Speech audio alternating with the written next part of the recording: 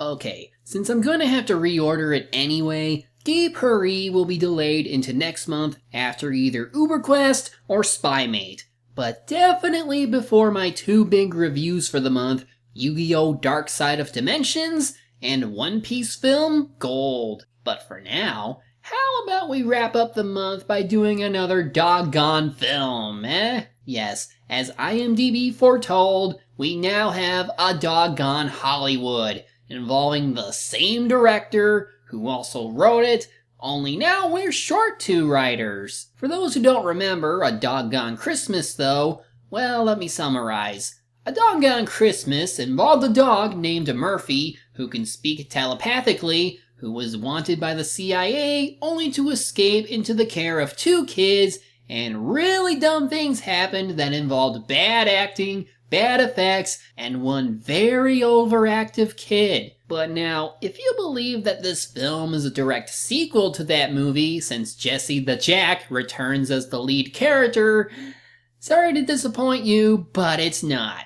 Yeah, it wasn't enough for the cover to get me to want to review it ASAP, but the back just blew my mind that they reused the same dog character but chose to be its own thing, but have the same actors from the first movie return as completely different characters. What sort of madness can come of this? Let's find out! Doggy 911, a QN production, starring Murphy the Wonder Dog and Dirk Stevens, with tonight's special guest star, Cynthia Rothrock. Tonight's episode, A Bark in Time Saves 9. I made a huge mistake. Well, aren't we off to a great start? The first of our returning actors, besides Jesse, is Paul Logan, who played Cutler in the first movie and is now playing Murphy's co-star, Dirk Stevens. And even though Murphy is on the left-hand side of the copter, you can almost make out a person during the aerial shots. Anyway, they have to save special guest star Cynthia Rothrock and her family, which includes overacting Hugo. But unfortunately, we won't get to hear his wonderfully funny acting, as apparently the brakes are busted. Complaining about them on the way up. Well, they were all right then, but now they definitely have to get it checked out before we go much farther. I don't think we're gonna find a mechanic up here. No, but I know for a fact there's a service station at the foot of Devil's Gorge. So let's just not ease off the accelerator and let the car slow down, since you're not yet on the incline. Let's maintain the same speed and risk speeding off the road. Hell, you already passed what may have been a sharp curve back there. Cindy Lucas from Sharkansas Women's Prison Massacre, again, why aren't I revealing that, plays Patty, who has a rather questionable hairstyle. On people in trouble. Yeah, I know. We've both been looking, but nothing yet. That's not good. Murph better find him soon before something real bad happens. You sure that park ranger's got his story straight? Well, according to Fish and Game, there was like 4 quarts of brake fluid spilled on the ground where those SUVs were parked last night. Yeah, probably hit a root or a stump or something. Either way, if they hit a downhill slope of any kind, they won't make it. Okay, well, there they are. Only now I really have to question how they can still be doing okay when they made it clear that their brakes are pretty much shot. So I guess they're like rescue rangers who fly around in a helicopter and make sure bad things don't happen? There it is, Devil's Gorge. I see it, I see it.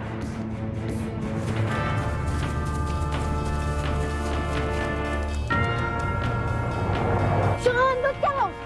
Murphy! Hang on! Just hold on tight!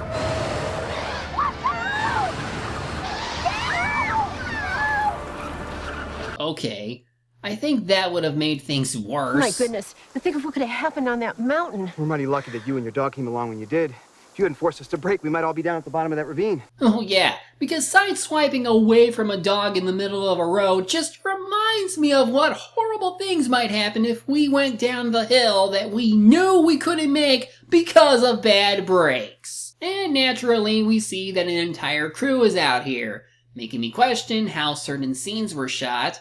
But I gotta say, if that's the most exciting thing you can do for something titled A Bark in Time Saves 9, Well, then you already lost to Bolt being abducted by aliens while Penny goes through age regression, as this was just underwhelming. Also, unless the other 5 people were in that other SUV we've seen, then realistically, you've only saved 4 people. 4 people! Do today, Dirk? Great. Better than that scene-stealing mutt. Oh, I actually think he's kind of sweet. Oh, do you? You'd be a lot sweeter if he had second billing. Can't believe my agent still has me playing second fiddle to Mr. Mange over there. Dude, you're jealous of a dog. Shut up. So, even though Derek is on the cover of the DVD to make it seem like he's a good guy like Murphy, he's acting like he's going to be the bad guy. Though he won't be the only one, given how the director has to be in handling Murphy. Okay, kids, give him up. Aw, can we play with him for just a little while? He's such a neat dog. And smart, too. This is not a play dog. This is a money dog. And in Hollywood, boys and girls, cash is king. But nothing. You want to romp with the mutt? Go to the pound. This dog needs to go back where he came from. Heck, dog, what are you crying about? You're a Hollywood star. You got it made. Except for the fact that Errol Sack just said to take him to the kennel and lock him up. That doesn't sound like the Hollywood treatment. That sounds like what every owner does when they abandon their animal. At least we get another animation opening, which at this point might as well be the only good part of any of these films. Just crop them out and you got yourself a cute short film for YouTube. I mean, hell, there's more effort in those than the rest of this movie. Zenith will rule. What are you doing here? Oh, and remember the other kids that were in the first movie? Well, they're all back. Or at least 3 of them. Dylan Patton plays Isaac, but with 1 S instead of 2, while Jonathan Tyser plays Ronnie again, which means... Check this out. It's called Walking the Dog. Shut up, Ronnie. I might get to use that clip more than once! Finally, Walter Mintz now plays a kid named Peter, who is bound to a wheelchair and really wants to have a picture of Murphy, even though in an earlier life he used to be his owner. Wait. Is this the same house? Good God, now this is reminding me of a talking cat where the director reuses the same sets and crap. They're gonna call us up and say, come on over, kids, take all the selfies you want. Hold on, I gotta check out that limo. How? Police drone system. You're kidding. Big Brother finally comes in handy for a change.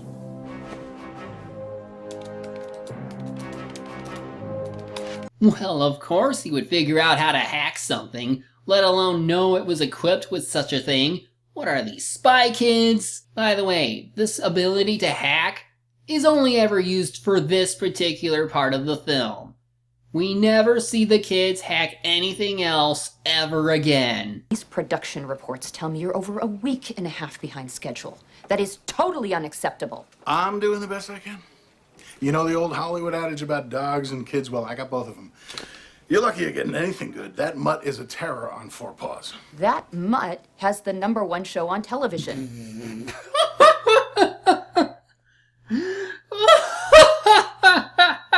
His face is on everything from sneakers to cereal boxes. Bull crap! That dog couldn't even make it on Pooper Scoopers. How the hell can you be #1 on television when even Big Bang Theory is more exciting than preventing a car accident on an incline? From this day forward, Doggy 911 will shoot 7 days a week until the time is made up. That is ridiculous. You cannot work people 7 days a week without a break. Same goes for the dog. We own the dog. It's our property. Shoot him 24/7 if you But with have the to. crew, they'll mutiny. Not if they're making gold in time. Okay, I don't know how Hollywood normally functions, but I'm pretty sure they still adhere to standard labor laws and not overwork people like this. Then again, I have trouble believing that a dog would really need more money than the actual actors. This only makes me think that everyone hates the dog for it and wants him dead later. So, I don't quite get it, but I guess that limo is high-tech enough that not only could they hack it, but also unlock and open the door. Which, again, is the only time this ever happens with the kids. And really, why are they doing this? Oh, so they can take pictures. But what are the odds the dog will come toward you? Also, your pictures will turn out, well, something like this, given your distance. I also love how even though there's tons of people who could probably hurt him back, they all have trouble catching him. You guys are making the cast and crew of Bolt have better safety precautions, and they let their set catch on fire once. Also, I think Paul Logan is trying to out-ham Patrick Warburton. Now maybe with that dog out of the picture, I'll finally get top billing. Actually, with the dog gone, they'll probably just cancel the whole show. They wouldn't do that. I can carry it alone. I know I can. Doggy 911, sweetie. The show is called Doggy 911. Oh, yeah. Murphy! So as expected, the kids get crap photos. Except for Peter's sister, Sid, and they have to scram before they get caught. Don't worry about it, Isaac. I got away safe and sound. Huh? Who said that? Said what? Nothing, come on. I'm back, baby. What? Okay, how do you know that one kid's name? Or rather, why did you say that you were back? If this is a separate storyline from the first movie, then you shouldn't know any of them, even if they were alternate versions of other characters. And if it's not an alternate storyline, then how do you explain Murphy going from being wanted by the CIA to becoming a TV star on a show that not even Nickelodeon would air? Ah, so it was these kids who helped me escape. I kind of figured it wasn't anybody on set. Well, f*** me. This film's about as schizophrenic about its consistency as the first movie. He knows the names of them, yet acts like he never knew them. If these people are serious about making this a recurring thing, then I'd hate to imagine what else they'll do. There's a doggone mystery movie coming out this year. Of course. The kids decide to take a shortcut on an old zip line, and what's Murphy's reaction to this obviously dangerous decision? This is gonna be fun. Even he wants them to die. That's a surefire way to get into heaven. But they change their minds not long after, as does Murphy, and he's taking his sweet-ass time revealing himself to them. Meanwhile, we see two of Murphy's personal guards and those are definitely photoshopped signs. Also, one of them's for a building that looks to be boarded up.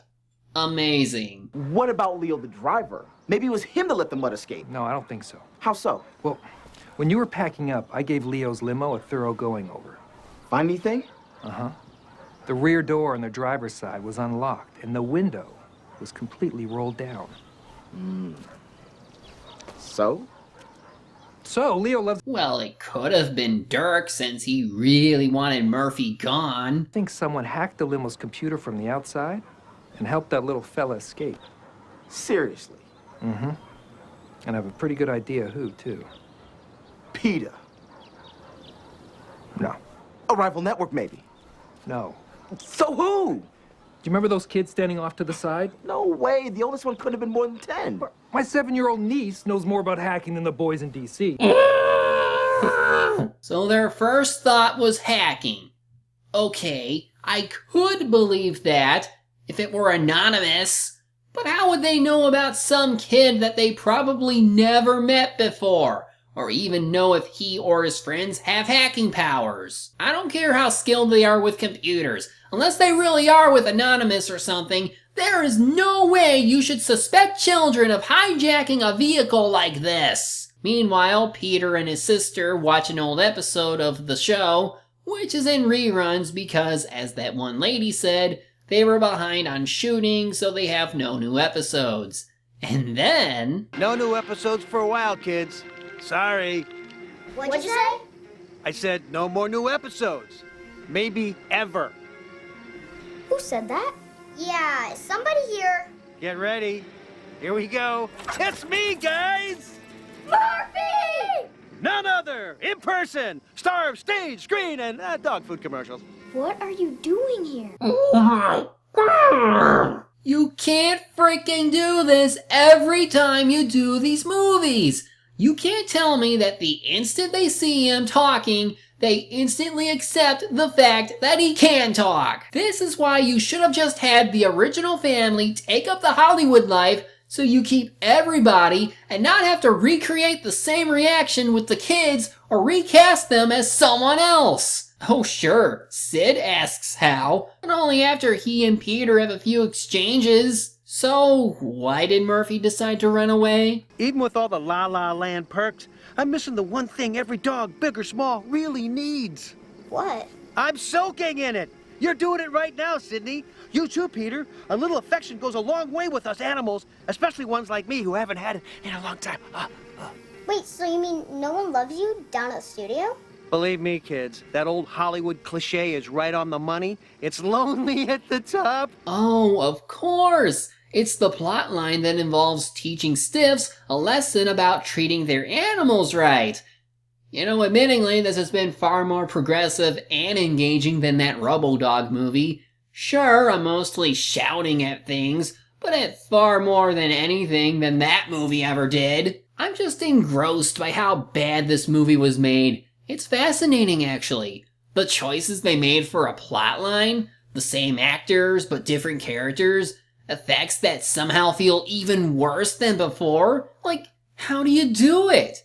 How do you make a movie seem worse than its predecessor while still being made by the same people? Some extra Brussels sprouts, too. Brussels sprouts? No, if you don't mind, Sid, I'll take a pass on that. Hey, give me gas. Call back! Later we see Candace talking to the guards about the dog and how she can't let anyone know that the star got away. Only it's made pointless after she talks to her daughter, who hands her over to someone else who says, Smith, is it really on the news? I mean about the dog? Yes, on every channel. Well, you're screwed if the network decides to shut you down due to a mishap. Or you could still get yourself a stunt dog. Seriously, why don't you have a stunt dog to begin with?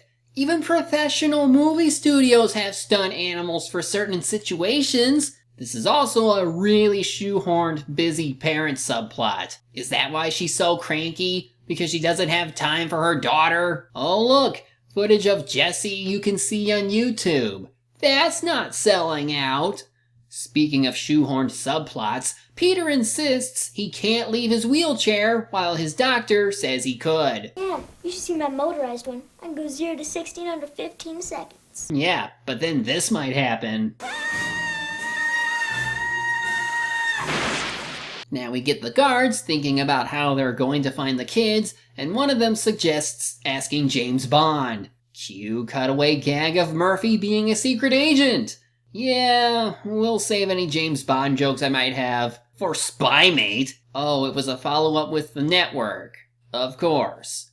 They then learn that Murphy is gone and make it a big deal, yada yada yada. Why is this problematic? Get another dog! Train it like you did with Murphy! No one will care if it's a stunt double since they only want the character and not the actor in this case.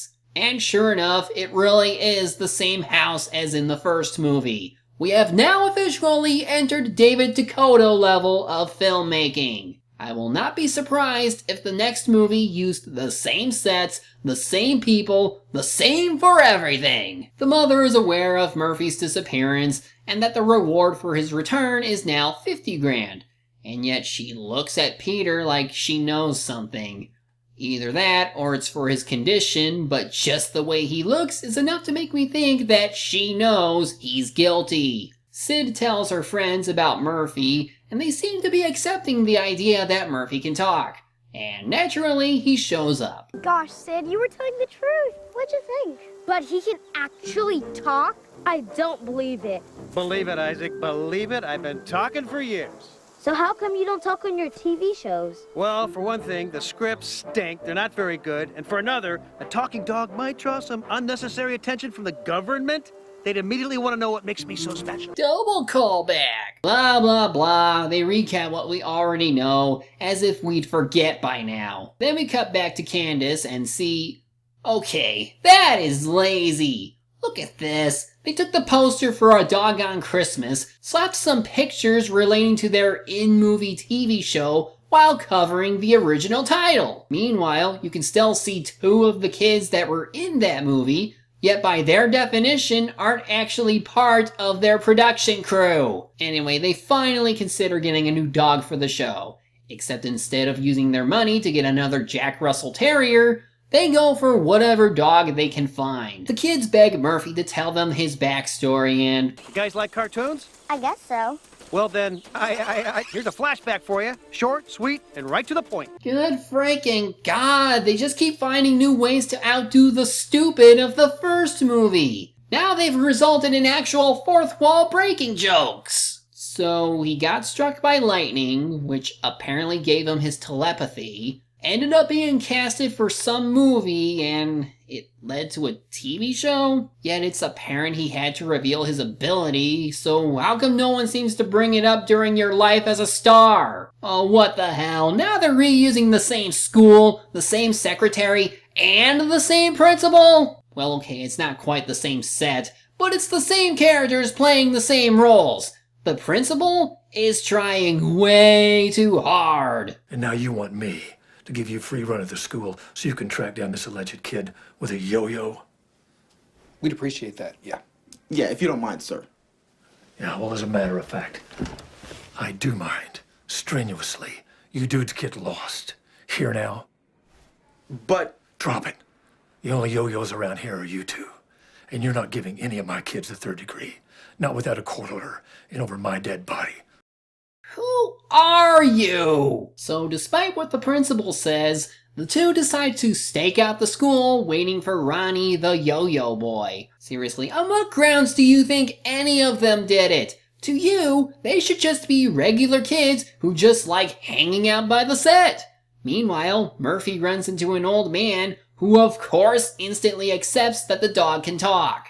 What's this supposed to lead into? Filler. That's what it is. Filler. And just to pad out the filler, we get dog tryouts. Just why? If this is meant to be in Hollywood, use your budget to get another Jack Russell Terrier. Is it really that hard to do? Why waste time with random dogs? Barry Manilow has a beagle. A lot of people have beagles. Come on, puppy, speak.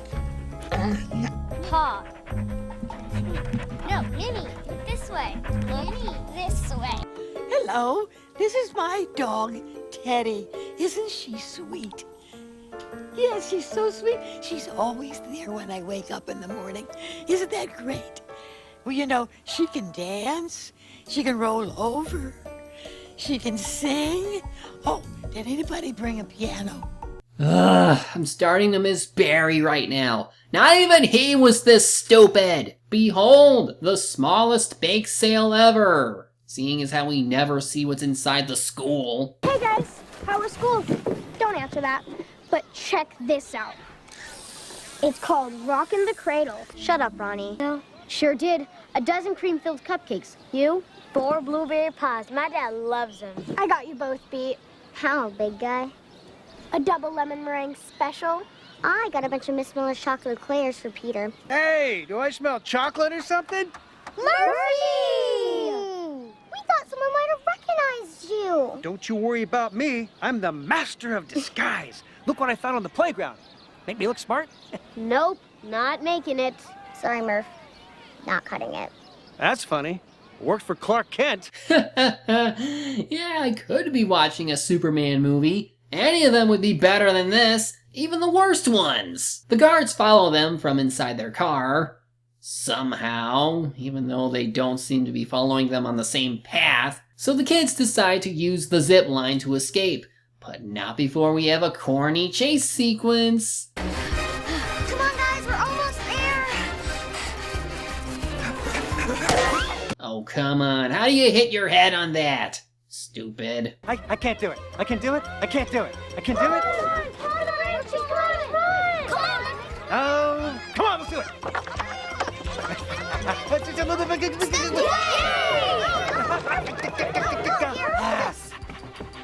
What do you think? What do you think? I was good, right? Okay, this makes up for everything. Only thing though, how were there enough hooks to get them down, and how do they get them on the line anyway? This is so cool!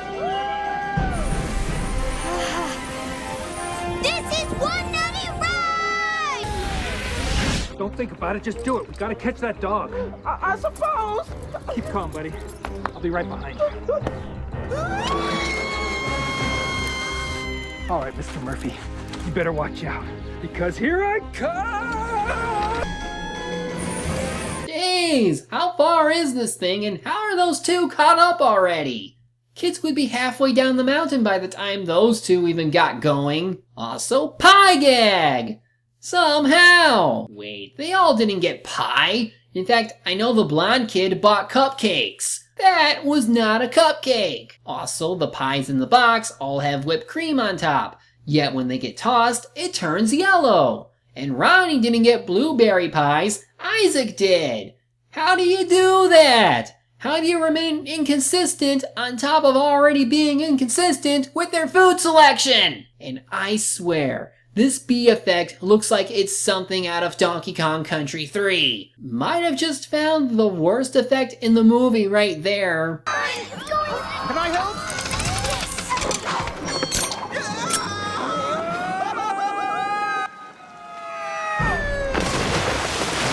Well, good thing there was a lake below them, because otherwise you would have just committed murder. But uh-oh, Sid left her empty box behind and it has an address on it.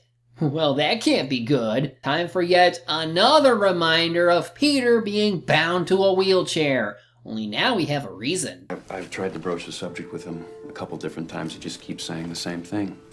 He can't do it. Hey, wait a minute here. Can't or won't? Honestly, I don't know. His physical therapist says there's nothing radically wrong with his legs. Maybe just weakness since the accident. Poor kid.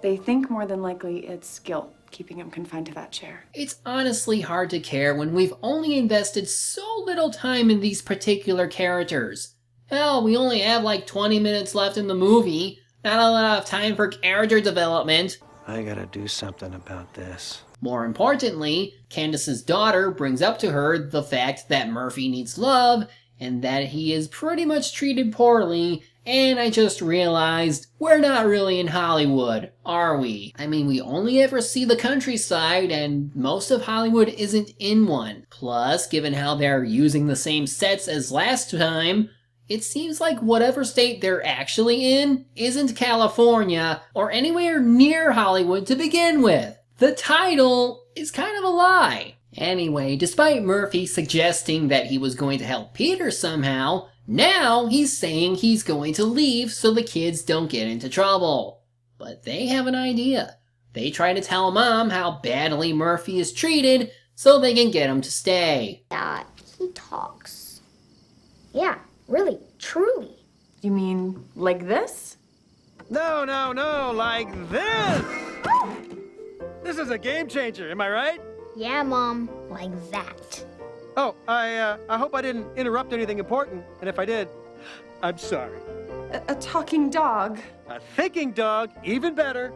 My goodness, I could see how you kids could easily fall in love. He's adorable. You don't even bother. You know what? Forget it. She says no anyway, and we just cut away to Candace, who gets a call from the sheriff, who offers to take her to the house, since they ended up calling them, and then... On second thought, Sheriff, I think this can wait till tomorrow. Sure, whatever. It seems to be her moment of redemption since she remembers what her daughter said, so maybe she'll be nice for now on? But uh-oh, Peter got into his motorized wheelchair, meaning this is going to lead into a crazy chase sequence with a wheelchair.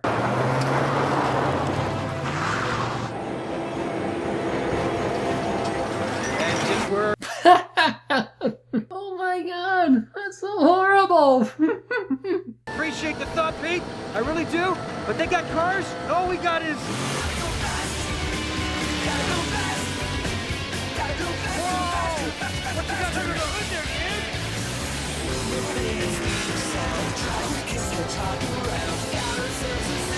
How did he rev up this thing so much? I think we lost them.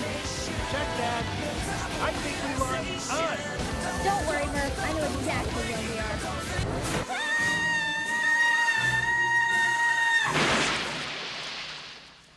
I told you that would happen. Okay, in actuality, he just face plants into the dirt. At that speed, he'd probably be dead or disabled for real. Oh, but he's fine.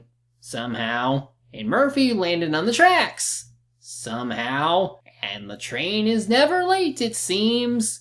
Also, if Murphy is this unresponsive, he might as well be in a state of shock and not just panting on the tracks, meaning he shouldn't be moving at all. Whatever, Peter removes all guilt from his body and goes to save his ass before the train can claim them both. With that, Candace decides to change up the show a bit by including the kids in the credits as Murphy's trainers, and that's it. We're now at what's pretty much the end credit reel, where the cast is playing with dogs to make them work for the movie we just got done seeing. I think?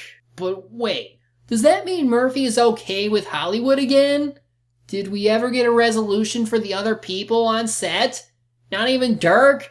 Even though he was on the front cover of the DVD and thus should have been part of the movie more? Damn you, movie, you lied to me again! Logan's character wasn't important, and we only saw him fly a helicopter once. Needless to say, this is not a good movie, and on a technical level, it's even more inconsistent than the first movie. The effects are more corny and laughable than it was before. The writing is just as low-key and dumb.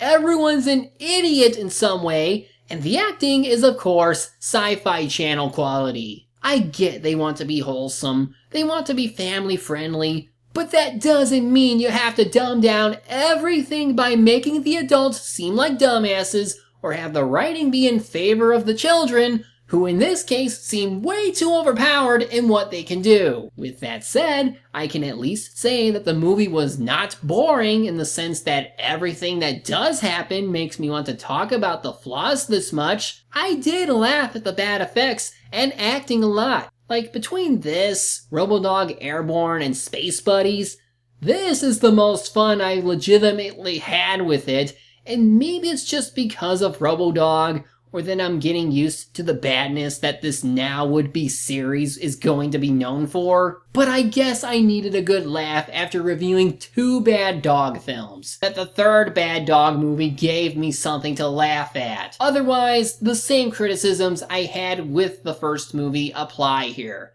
It's not a well-made film that's obviously made for a single audience. It's more of the same doggy-dog film genre crap that gets overplayed to death and shouldn't be seen by anyone unless you get plenty of booze. Then you turn it into a drinking game, so make it a party. I eagerly await the next movie, as starting now, regardless of whether or not my earlier condition from All Dogs Go to Heaven Christmas gets reapplied here, I'll be reviewing more of this just to see how low they can go, as not even Grumpy Cat would sell herself this much to star in some of the worst dog movies to have ever been made. I'm the media hunter. Media's my prey, and reviewing them my way. See what I mean? Good. Speak. Speak. No, don't speak. That's how you speak.